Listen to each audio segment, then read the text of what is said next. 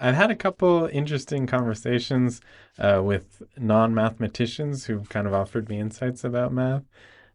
So one I'm remembering is I was in Kibera, which is a slum in Nairobi, Kenya, and I was spending the night hanging out there, which is something I hadn't done before because it's not a place you should be at night. But I was amongst us, safe people who I trusted, and we were sitting at a bar, and I was talking to this guy, um, and somehow math came up in the conversation, and my friend said, uh, and I don't know, this guy had no formal math background, certainly not beyond elementary school. And so I somehow came up with the challenge of trying to explain to him what negative numbers were. And I was trying to explain, and I was trying to give analogs, and I was saying, like, let's say you have $2, but you owe someone else $5. Like, what is going on? And I was like, how much money do you have? And he was like, zero. And he just kept insisting that if you take away more than two from two, then you'll land at zero. And in the end of the conversation, I think he convinced me that two minus five is actually zero. I kind of gave up on trying to explain the concept of negative numbers, but it was a very interesting conversation. It's a very Um, practical way of looking at math. yeah, Like, I think there's a lot of truth to what he was saying, and so I was more convinced by his truth than he was of mine.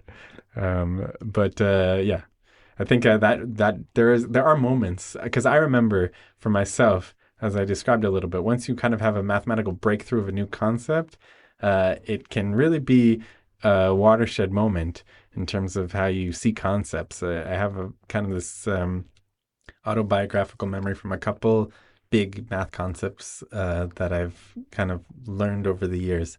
Um, so so yes, but it's really opens your mind to a new way of thinking, and sometimes it's easier as a teacher to get that across, and sometimes not. yeah, I mean, language shapes our reality in a lot of Yeah, ways, and I'm definitely. sure the way we see math and numbers does too. Yeah, I think the one of the craziest concepts that I picked up in math, also at a young age, was the concept of imaginary numbers. I remember also I was with my dad on Shabbat, and he was quizzing me on square roots. He was saying, "What's the square root of 49?" And I knew it was 7.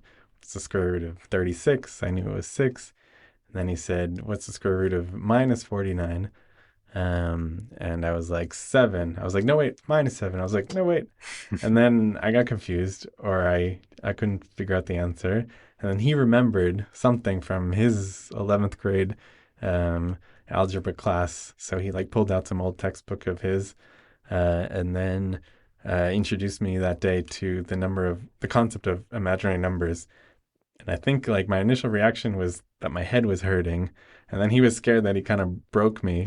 And then at some point he was like, let's take a break. But the outcome of that was I did understand the concept. And it was totally revolutionary for me. And I feel like my life was never the same after that. And I really still am mind blown by a lot of different concepts in math, even something like the complex numbers, imaginary numbers.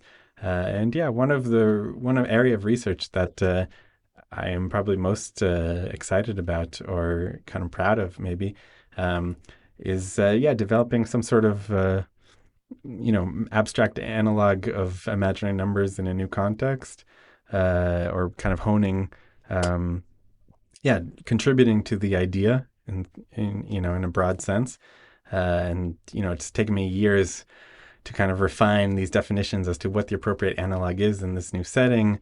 But I'm still very passionate about. I want part of my legacy as a human on Earth to be that I contributed to this amazing concept of imaginary numbers, and so that's one of the reasons I'm still in this work many years later because it takes a long time to kind of really make these contributions solid. Imaginary numbers are numbers that we imagine. That's what I So imagine. imaginary numbers is a stupid name. It's just confusing name. They probably should give it a different name Okay. to kind of take out some of the mysticism from it. But it is a cool concept. What is it? The square root of negative numbers. That's what imaginary numbers are. Yeah, Ah, okay. The that's their square root of negative this, numbers. like imaginary one I is the square root of minus one. That's just its definition. Okay. But it's kind of it adds a whole new dimension to mathematics. Like everything Mm, was the real numbers all lie on a single line. You got right. a negative numbers to your left, positive numbers to your right, and Hmm. imaginary numbers like make it two dimensional. Because 7 times -7 is -49. Yes, So you're but you're looking combining. for a number which by itself gives you a negative number, and there are no real numbers which have that property. So Right. You have to combine a negative with a positive. you have to reach somewhere else, and you have to kind of reach into a new dimension to do that. Essentially, It's like almost paradoxical, it's definitely philosophical. Yeah. philosophical. Well, yeah, it's kind of like finding a color that we haven't discovered yet. Yeah, it's a genuinely new concept, and you have a lot of that in math research. Um, yes, you have to. It's developing language. Also, is something that happens during Hmm. math research because the concepts aren't there. So you have to, hone the right definitions for what are these ideas that are in the air, Hmm. what you're using. It's just a very slow, meticulous process. Wow. Yep. Yeah, you're creating a whole world and culture in your mind or sometimes on paper, but Yeah, which ends up touching reality much of the time.